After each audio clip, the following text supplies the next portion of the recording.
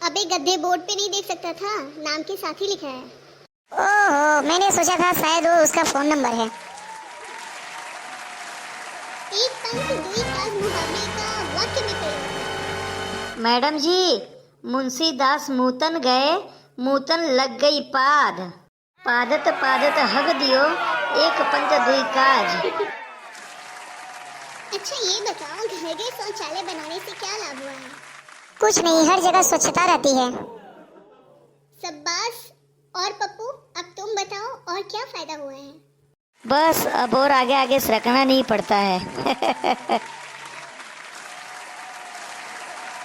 चलो बताओ, मंकी को हिंदी में क्या कहते हैं? बंदर कहते हैं। किताब में से देखकर बोला ना तूने, रुक वही में आई। नहीं मैडम, कसम से मैंने तो आपको देखकर बोला।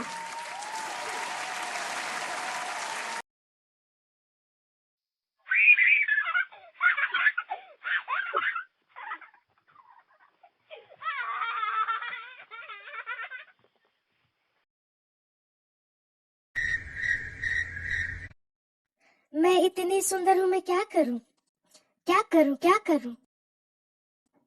तो दीदी होमवर्क कर दो मेरा। मैं ये नहीं कर सकती। तो डूब के मर जा रे चुल्लू भर पानी में। ऐसे ही मजेदार वीडियो देखने के लिए हमारे चैनल को लाइक और सब्सक्राइब जरूर करें।